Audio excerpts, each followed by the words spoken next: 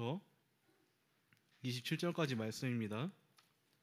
제가 성경으로 구약 424면 정도에 있습니다. 사무엘상 10장 17절에서 27절까지 우리 한 절씩 교독하겠습니다. 제가 먼저 읽겠습니다. 사무엘이 백성을 미스마로 불러 여호와 앞에 모으고 이스라엘 자손에게 이르되 이스라엘 하나님 여호와께서 이같이 말씀하시기를 내가 이스라엘을 애굽에서 인도하여 내고 너희를 애굽인의 손과 너희를 압제하는 모든 나라의 손에서 건져내었느니라 하셨거늘 너희는 너희를 모든 재난과 고통 중에서 친히 구원하여 내신 너희 하나님을 오늘 버리고 이르기를 우리 위에 왕을 세우라 하는도다. 그런즉 너희 이제 너희의 지파대로 1000명씩 여호와 앞에 나아오라 하고 사무엘이 이에 이스라엘 모든 지파를 가까이 오게 하였더니 베냐민 지파가 뽑혔고 베냐민 지파를 그들의 가족별로 가까이 오게 하였더니 마드리의 가족이 뽑혔고 그 중에서 기스의 아들 사울이 뽑혔으나 그를 찾아도 찾지 못한지라. 그러므로 그들이 또 여호와께 묻되 그 사람이 여기 왔나이까 여호와께서 대답하시되 그가 진 보따리들 사이에 숨었느니라 하셨더라. 그들이 달려가서 거기서 그를 데려오매 그가 백성 중에 서니 다른 사람들보다 어깨 위만큼 컸더라.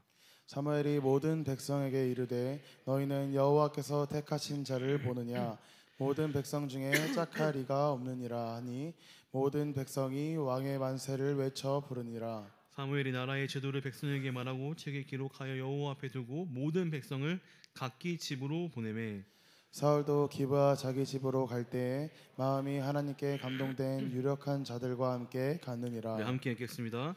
어떤 불량배는 이르되 이 사람이 어떻게 우리를 구원하겠느냐 하고 멸시하며 예물을 바치지 아니하였으나 그는 잠잠하였더라. 아멘. 여러분들 그 모든 이벤트 그리고 어떤 행사의 이제 하이라이트 맨 마지막에 하는 게 뭔지 아십니까? 바로 이 행운권 뽑는 거 여러분들 아시죠? 저는 여러분들 아시다시피 많은 이런 행운권 뽑는 거에 이제 참여를 해봤었는데요. 아주 큰 거는 스타리아, 그러니까 스타렉스 그 승합차를 주는 뭐 그런 뭐 행운권 추천부터 뭐 노트북, 뭐 TV 이런 거 다 참여해 봤습니다. 근데 제가 받아본 것 중에 가장 크고 값비싼 게 뭐였냐면 바로 그 1인 인덕션 아세요, 여러분들? 그 조그마한 인덕션 한 가격으로는 한 5만 원 정도 갈까요? 그게 아마 제가 받아봤던 물건 중에 가장 비싸고 큰 것이었습니다. 서로 옆 사람과 한번 자랑합시다. 나는 이런 것까지 받아봤습니다라고 한번 자랑해 보세요. 여러분들 뭐 받으셨는지, 네, 어떤 거 받아보셨는지, 네, 뭐 받아봤어요? 네, 자, 예, 다 들으셨나요? 자, 100만 원 이상 들어봤다 나는. 마티즈? 예, 다 들어보셨죠? 제가 한 2년 전에 저기 사랑의 교회에서 이제 전국에 계신 목회자들과 선교사님들을 대상으로 이제 컨퍼런스를 연 것을 봤는데 그때 나왔던 경품이 바로 이 스타리아가 세대였습니다. 세대. 그러니까 뽑히면 한 대씩 가져가는 거예요. 엄청난 것이었죠. 저는 개인적으로 하나님께서 우리 문대성 목사님께 아마 이 차를 주지 않았을까라고 아기가 5명이거든요. 그러니까 꼭 필요한 집인데 근데 이 스타리아를 세 대를 추첨했는데 놀라운 것은 정말 저기 섬에서 10몇 년 동안 이 차가 없어가지고 기도하셨던 목사님 뭐 정말 그 교회가 뭐 이제 성장해가지고 부흥해가지고 차가 필요한 교회 정말 이 필요한 곳에만 이 스타리아를 딱 하나님께 주신 것을 제가 봤습니다. 그래서 이게 행운권이라는 이 말보다는 어떻게 보면은 정말 이 뽑기 가운데 하나님의 어떤 은혜와 섭리가 있지 않나라는 것을 한번 생각해 봤는데요. 이제 오늘 말씀에서도 이 뽑기가 나옵니다. 이 뽑기를 통해서 뭐가 지금 탄생한 거죠? 사울이 왕이 된 것입니다. 왕을 뽑는 이 투표에서 하나님께서 원하시는 그 사울이 지금 왕의 자리로 된 것입니다. 그래서 오늘 말씀의 제목을 좀 이렇게 적어봤습니다. 좀 수동의 느낌을 좀 적어봐가지고 오늘의 제목을 정해봤습니다. 우리 지난 시간에 이제 사울과 이제 사무엘 이 두 사람의 이야기들을 쭉 이제 이어봤는데요. 어떤 일이 있었냐면 바로 사무엘이 사울에게 기름을 부어서 이제 왕으로 세우는 그러한 모습을 살펴봤습니다. 이것은 사실 은연중에, 그러니까 지극히 개인적으로 이루어진 왕의 선택 과정이었죠. 그리고 사무엘이 이렇게 기름 부음을 보여준 다음에 사울에게 무엇을 이야기했냐면 이것이 하나님의 뜻인 것을 세 가지 증표로 설명을 합니다. 너가 가는 길에 암나귀를 찾았다는 소식을 들을 것이고, 또 지나가는 사람에게 떡을 2덩이를 받을 것이고, 마지막으로 이제 예언을, 하나님의 영으로서 너가 새로워져서 예언을 할 것이다라는 그러한 증표들을 설명을 했었던 것입니다. 그래서 사울은요 이렇게 하나님의 영으로서 새 사람이 되었습니다. 다른 사람이 되었던 것이죠. 그리고 우리도 그 말씀을 통해서 우리의 어떤 새로운 모습들, 늘 다른 모습들을 사모하며 성령으로 충만하여지자라고 이렇게 이야기를 했습니다. 자, 그런데 여러분들 아시다시피 사울이요 이렇게 하나님의 영으로 충만하여졌지만 그는 결국에 자신의 그 관성, 자신의 그 과거의 그 모습을 넘어서지 못하는 그러한 장면을 보여줍니다. 어떤 문제가 있었냐면 바로 사무엘이 명령했던 2가지 행동. 그러니까 너가 하나님의 왕으로서 이러한 증표들이 있는데 너도 사람의 몫으로서 보여줘야 할 것이 있다. 너가 보여줘야 할 것이 있다. 근데 그것을 사울은 지키지 못했던 것을 볼 수가 있습니다. 내 손대로 네가 행하라. 그리고 길갈에 가서 기다리라라는 그러한 명령을 지키지 못했던 것이죠. 그러니까 옛사람의 그 관성, 주저하고 머뭇거리고 우유부단했던 그 사울의 모습으로 말미암아 그 이야기의 이후도 계속해서 그 모습이 사울의 발목을 잡는 것을 볼 수가 있습니다. 여러분들 사울은요 결국엔요 어떠한 결말을 맞이하게 되냐면 이 하나님의 영이 떠나게 됩니다. 하나님의 영이 떠나고 나서 여러분들 뭐가 들어온지 아십니까? 바로 악한 영이 그에게 들어오게 되는 것이죠. 오늘 한번 말씀 사무엘상 16장 14절 말씀 한번 읽어보도록 하겠습니다. 사울에게 어떠한 일이 일어나는지 함께 읽겠습니다. 시작. 여호와의 영이 사울에게서 떠나고 여호와께서 부리시는 악령이 그를 번뇌하게 한지라. 여호와의 영이 떠나고 악한 영이 그 사울을 범례케 했다라는 것을 볼 수가 있습니다. 그래서 여러분들 우리가 계속해서 하나님의 영을 추구하고 그 영으로 우리가 충만해지기를 노력해야 합니다. 그것을 우리가 간구하고 갈망해야 합니다. 그렇지 않으면 우리의 옛 자아, 옛 관습, 그러한 관성적인 모습이 자꾸만 우리를 넘어뜨린다는 것이죠. 여러분들 이 관성은요 비단 사울에게서만 나타난 것이 아닙니다. 어떻게 보면요 지금 이스라엘 백성들에게서도 이 관성의 모습, 그러니까 옛 모습들이 계속해서 튀어나오고 있는 것입니다. 어떻게 보면 사울은요 이 이스라엘 백성들을 대표해서 하나의 그냥 표징으로서 보여주는 역할인데요. 이스라엘 백성들은 어떠한 관성이 있었습니까? 그들은요 우상 숭배, 그들은 하나님을 저버리는 그러한 우상을 따르는 그러한 관성이 있었습니다. 너무나 쉽게 다른 이방 민족들에게 물드는 그러한 관성이 있었습니다. 그리고 세상적인 것을 따라하고 원하고 추구하는 그러한 모습들이 이들 가운데 있었던 거죠. 그것이 무엇으로 나타나는 거고 있습니까? 지금 왕을 세워달라. 우리도 저 이방인들처럼, 우리도 저 이방 사람들이 하고 있는 저 왕의 제도를 우리도 해달라라고 이렇게 계속 요구하고 있는 것이죠. 그러니까 지금 사울의 그 관성에 자꾸만 넘어지는 모습과 이스라엘 백성들이 하나님을 저버리고 우상과 세상으로 나아가려는 그 모습이 정확하게 일치한다는 것이었습니다. 오늘 그 장면을 미스바라는 그 장소에서 보여주고 있습니다. 미스바. 오늘 사무엘은요 이 미스바로 온 이스라엘 백성들을 다 모았는데요. 우리 함께 17절 말씀 한번 읽어보도록 하겠습니다. 17절입니다. 시작. 사무엘이 백성을 미스바로 불러 여호와 앞에 모으고. 사무엘은 어떻게 보면요 지금 이 왕으로 기름 부음 받은 사울의 미온적인 태도, 아무것도 행동하지 않은 태도에 반발하여서 사무엘은 지금 이스라엘 백성들을 다 모은 것으로 보입니다. 그리고 사무엘이 다시 한번 이 사울을 왕의 자리로 이끄는 그러한 장면이 오늘 이 미스바에서 이루어진다는 것이죠. 여러분들, 이 사울을 지금 왕으로 제비 뽑는 이 장소, 이 미스바가 주는 의미들이 좀 있습니다.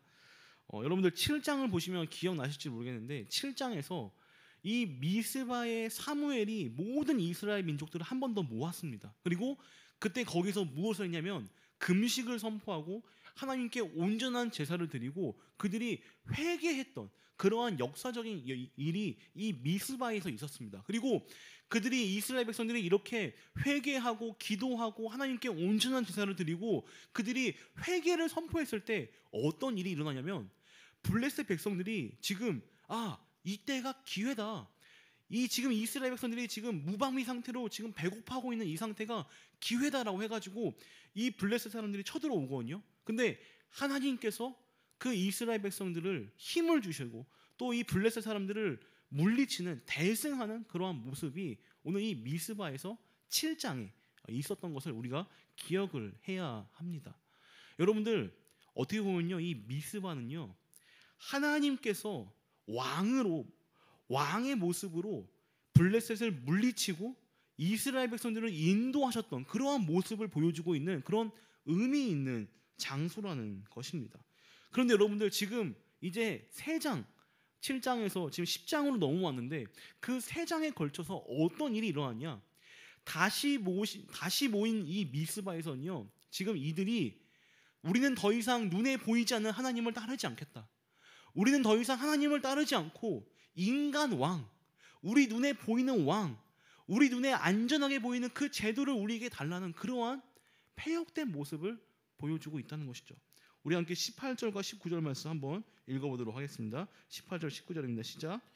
이스라엘 자손에게 이르되 이스라엘 하나님 여호와께서 이같이 말씀하시기를 내가 이스라엘을 애굽에서 인도하여 내고 너희를 애굽인의 손과 너희를 압제하는 모든 나라의 손에서 건져내었느니라 하셨거늘 너희는 너희를 모든 재난과 고통 중에서 친히 구원하내신 너희의 하나님을 오늘 버리고 이르기를 우리 위에 왕을 세우라 하는도다. 지금 이게 사무엘이 하고 있는 말이거든요. 이스라엘 백성들에게 뭘 얘기하냐면 너희의 하나님을 너희가 오늘 버렸다. 너희의 왕이신 하나님을 너희가 지금 왕의 자리에서 내쫓았다라는 그러한 말씀을 하고 있는 것입니다. 저는 오늘 말씀 속에서 하나님의 모습을 조금 더 집중해서 보려고 합니다. 하나님께서는 이스라엘 백성들에게 어떻게 행동하시고 그들을 이끄시는지, 또 사울에게는 어떠한 모습으로 보여주시고 또 오늘을 살고 있는 우리들에게는 어떤 모습으로 다가오시는지를 한번 조금 구체적으로 보려고 합니다. 첫 번째입니다. 이스라엘 백성들에게 하나님은 어떤 모습으로 다가갔냐? 여러분들, 하나님은요 이스라엘 백성들의 그 요구를 들어주십니다. 그러니까 왕을 달라는 그 요구를 들어주시는 거예요. 한번 상상해 보시기 바랍니다. 여러분들, 미스바라는 그 장소를 떠오르면서 한번 상상해 보시기 바랍니다. 남자와 여자가 있습니다. 서로 썸을 타고 있어요. 근데 여러분들 조금 처음에는 막 썸을 막 타다가 이제 누군가 한 명 고백을 해야 되잖아요. 보통 누가 고백해요? 종현 형제? 누가 고백했어요? 남자가 보통 고백하잖아요. 그러면 여러분들, 나랑 사귀자라고 이렇게 하는 그 장소가 어떤 장소가 되는 거예요? 그 둘에게는 의미 있는 장소가 되는 거예요. 저에게는요, 그 사귀자라는 장소가 그 한강에서 컵라면 먹고 거기서 그런 일을 벌였습니다. 낭만이 치사랑인가요? 의미 있는 장소라는 거예요. 자, 근데 여러분들, 지금 이스라엘 백성이 하나님을 왕으로 모셨던 그 미스바의 장소에서 지금 뭘 하고 있는 거예요? 어떻게 보면 배신을 하고 있는 겁니다. 하나님을 버리는 거예요. 그 장소에서. 지금 하나님께서 그 왕으로 세워주고 그들을 지켜주시고 보호했던 그 장소에서 그들은 하나님을 버리고 인간 왕을 세워달라고 했던 것이죠. 그럼에도 불구하고 하나님은요, 그들의 요구를 들어주신다는 겁니다. 그리고 그들이 보기에 좋은, 그들 눈에 보기에 좋은 키가 큰 사울을 그들에게 데려다 놓고서 그런 마음으로 그들의 요구를 들어주시는 하나님의 모습을 우리가 볼 수가 있습니다. 여러분들 자녀를 이기는 부모가 없다. 자녀 이기는 부모 없다라는 말 들어보셨죠? 이거를 사실 하나님과 이 이스라엘 백성의 관계를 이 남녀의 사랑으로 담기에는 너무 좀 부족하고 그럼에도 불구하고 좀 이렇게 자녀와 부모의 사랑으로 담기에는 또 여러분들이 경험을 아직 못 해보셨고 그래서 약간 좀 애매한 이렇게 좀 부분이 있지만 잘 이해해서 들으시기 바랍니다. 그 자녀를 이기는 부모는 없습니다. 제가 이번 주에 휴가를 다녀왔거든요. 근데 이제 좀 멀리 다녀왔어요. 저기 이렇게 차 타고 한 4시간 거리를 갔다 왔는데 여러분들 제가 휴가를 1년에 한 번 가는데 그 또 휴가 분위기를 좀 차에서 좀 내고 싶잖아요. 그럼 뭘 들어야 돼요? 신나는 노래를 들어야 되죠. 그래서 제가 이제 또 이렇게 플레이리스트 그 볼빨간 사춘기 그 플레이리스트를 딱 들으려고 하는데 우리 아들이 뒤에서 그러는 거예요. 아빠 이거 예수님 노래가 아닌 것 같은데요? 김민진 어디 갔어? 김민진. 우리 유치부 선생님들 와 깜짝 놀랐어. 그러면서 아 그래 다른 거 듣자 하면서 뭐 들을까 하니까 홍해를 건너를 듣자. 홍해를 건너. 진짜 내려가는데 100번 올라가는데 100번 들었습니다. 아직도 뇌에서 계속 그 홍해를 건너가 지금 계속 건드리고 있는 것 같아요. 여러분들 자녀의 요구, 부모의 수용 이게 이해가 되십니까? 자녀는 요구합니다. 부모는요 그거를 들어줄 수밖에 없습니다. 어찌 보면 이스라엘이 지금 원하는 것은요 왕이었습니다. 인간 왕. 그리고 하나님이 그들을 원하는 것을 들어준 것이죠. 그러나 여러분들 가슴 아픈 것은요 하나님께서 그들을 만났고 하나님께서 그들을 이렇게 인도해 주셨고 그들을 지키셨던 그 자리에서 하나님은 내려왔다는 것입니다. 그리고 자신이 내려온 그 자리에 사울을 세우셨다는 것이죠. 우리는 이것을 사실 온전히 이해할 수가 없습니다. 하나님의 사랑을요. 그냥 부모의 사랑으로 자녀에 대한 사랑으로 단편적으로 그냥 우리가 좀 찍먹할 뿐입니다. 근데 여러분들 놀라운 거는요. 하나님께서 이렇게 어떻게 보면 자신이 내려왔던 왕의 자리에서 내려왔던 이 모습이요. 신약으로 넘어와서는요. 어떻게 바뀌는지 아십니까? 여러분 한번 십자가를 생각해 보시면 십자가는요. 죽음의 자리였습니다. 십자가는요. 고통의 자리였습니다. 그런데요. 하나님은요. 예수님은요. 그 죽음과 고통의 자리에 아무도 올라가기 꺼려하는 그 자리에서 하나님이 올라가시고 거기서 뭐가 되셨습니까? 진정한 왕으로서의 모습으로 바꿔서 진정한 왕의 모습으로 등장하시는 그런 또 놀라운 어떻게 보면 역전의 모습을 우리가 십자가에서 볼 수가 있습니다. 미스바에서는요 하나님께서 내려오셨던 모습을 보면 왕의 자리에서 내려왔던 모습을 봤다면 십자가에서는 그 고통의 자리에서는 다시 오히려 왕으로 등극하는 그러한 역설적인 모습을 생각해 볼 수 있다는 것이죠. 이것은요 사울에게도 마찬가지입니다. 하나님은요 사울에게도 마찬가지로 하나님의 그 뜨거운 애정을 보이셨습니다. 사울은 계속해서 자신의 그 좀 뛰어나고 출중한 외모와는 다르게 계속해서 조금 부족하고 덜 떨어진 모습을 보여주고 있는데요. 오늘 말씀에서도 마찬가지입니다. 우리 함께 21절과 22절 말씀 한번 읽어보도록 하겠습니다. 21절과 22절입니다. 함께 읽겠습니다. 시작. 베냐민 지파를 그들의 가족별로 가까이 오게 하였더니 마드리의 가족이 뽑혔고 그 중에서 기스의 아들 사울이 뽑혔으나 그를 찾아도 찾지 못한지라. 그러므로 그들이 또 여호와께 묻되 그 사람이 여기 왔나이까? 여호와께서 대답하시되 그가 짐 보따리들 사이에 숨었느니라 하셨더라. 자, 이게 지금 무슨 말씀이냐면 지금 하나님께서 그 수많은 지파들 중에서 1000명씩 그러니까 뭐 12지파니까 뭐 12,000명 그리고 거기서 또 뽑았는데 바로 사울이 왕으로 된 것입니다. 하나님의 섭리와 계획은요 어떤 공적인 자리에서도 그에게 왕의 신분을 허락하기 위해서 이러한 장면을 연출한 것이죠. 그런데 그가 뽑혔음에도 불구하고 사울은 어디에 있었습니까? 지금 진보다리 사이에서 숨어 있었습니다. 이거는요 여러분들 겸손의 모습이 아닙니다. 이거는요 어떻게 보면요 그 왕에 대한 부담감 혹은 그 어떻게 보면요 그의 그 왕으로 이렇게 들어서기에 나서기에 좀 연약한 모습을 보여주고 있는 거예요. 그래서 이 사울의 모습을 표현하는 단어들을 계속 보면요 다 수동태입니다. 뽑혔다. 그리고 그가 숨었다라는 그 표현도 자기의 어떤 의지로 숨은 게 아니라 숨겨졌다라고 이렇게 표현하고 있어요. 그러니까 이게 어떤 의도로 보여집니까? 사울은 이 왕에 대해서 굉장히 부담스러워했고 나서지 못했고 연약한 모습을 보여주고 있는 것이죠. 그럼에도 불구하고 하나님은요, 이 사울의 위치마저도 알려주시는 분입니다. 22절 보시면요, 이스라엘 백성들이 묻습니다. 뭐라고 묻냐면 22절 제가 읽어볼게요. 그러므로 그들이 또 여호와께 묻되 그 사람이 여기 왔나이까? 여호와께서 대답하시되, 그들은 여호와께 묻고 여호와께서 또 대답하십니다. 그가 진보다리에 숨어있다. 이렇게 얘기를 하고 있는 것입니다. 숨어버린 사울을 또 찾아내시는 하나님. 지난 시간에 우리가 계속 봤던 것처럼 하나님은요, 사울을 계속해서 인도하시고 사람들을 통해서 사무엘을 만나게 하시고 기름 붓는 그러한 놀라운 장면을 또한 보여주십니다. 그리고 그뿐만이 아니죠. 이 사울에게는요, 하나님이 또 어떠한 일을 하시냐면요, 그가 왕으로 이 왕의 제도를 잘 이루어 나가기 위해서 좋은 사람들도 하나님이 또 붙여 주십니다. 사무엘상 10장 26절 말씀 한번 읽어볼까요? 하나님께서 또 어떻게 그 사울을 도우시고 생각하시는지 함께 읽겠습니다. 시작. 사울도 기브아 자기 집으로 갈 때에 마음이 하나님께 감동된 유력한 자들과 함께 갔느니라. 자, 마음이 하나님께 감동된 유력한 자들. 그러니까 하나님이 여기서 또 등장하는 겁니다.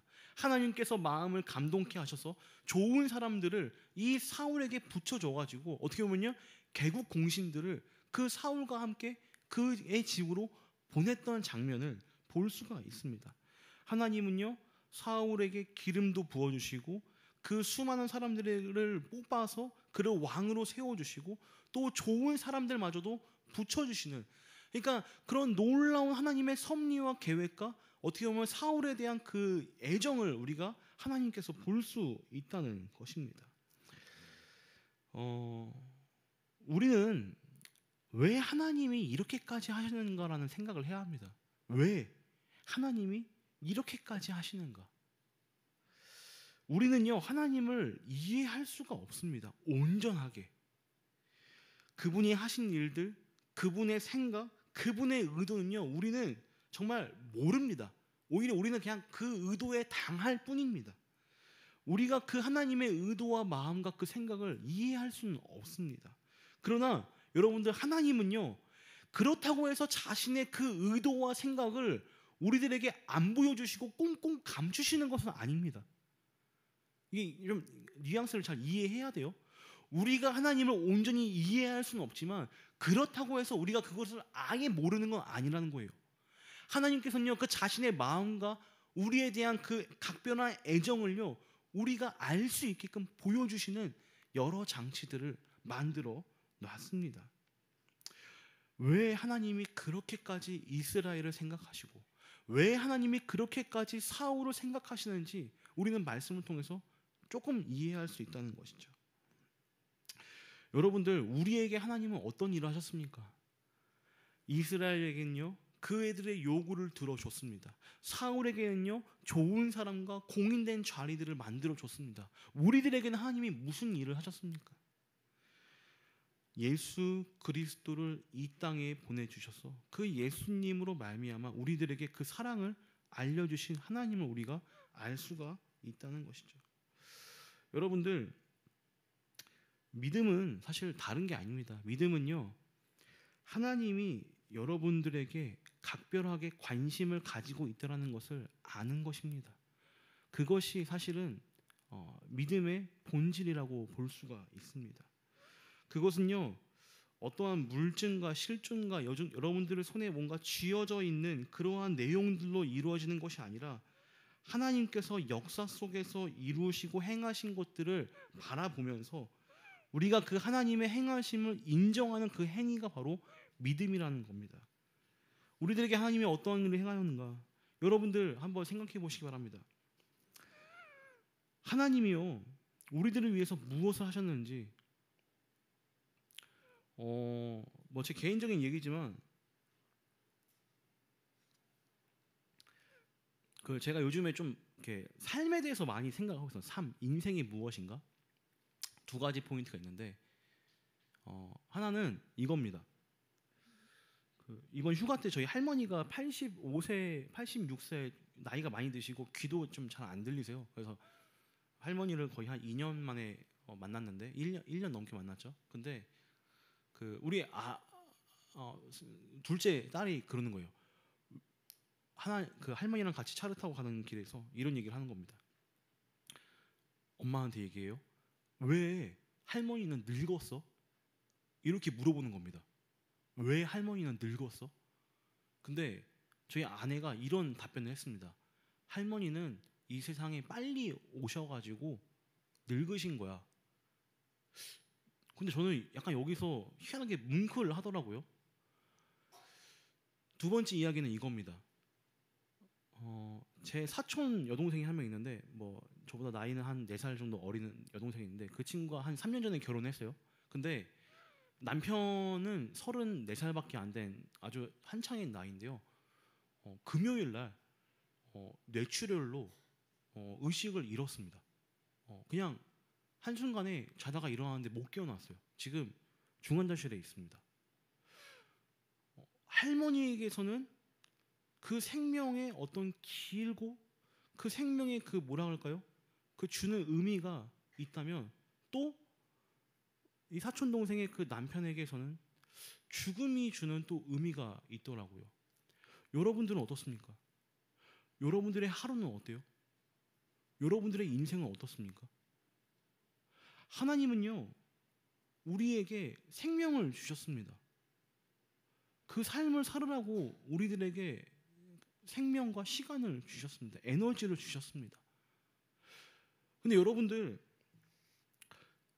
특별히 우리 믿는 자들에게는요, 이 생명뿐만 아니라 뭐까지 주신 거예요? 영생, 영원, 죽음 이후를 생각할 수 있는 그 놀라운 것을 하나님이 주신 겁니다.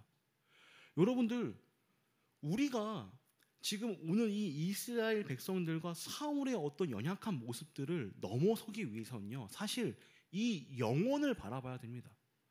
왜 이스라엘 백성들이 오늘의 안전을 위해서 왕을 달라고 했을까요? 왜 사울은요, 그렇게 자신의 연약함 가운데서 계속해서 넘어졌을까요? 우리가 그들과 다른 점은 무엇이 있습니까? 여러분들, 영혼을 바라보는 사람들에게 오늘의 그러한 그 인간이 주는 안전, 세상이 주는 안락함, 여러분들이 이루고자 하는 그런 것들은요, 어떻게 보면 너무나 쉽게 바스라시는 것이라고 저는 생각이 듭니다. 여러분들, 영혼의 시작과 끝을 넘나드는 하나님이 하신 일들을 우리가 한번 생각하시길 바랍니다.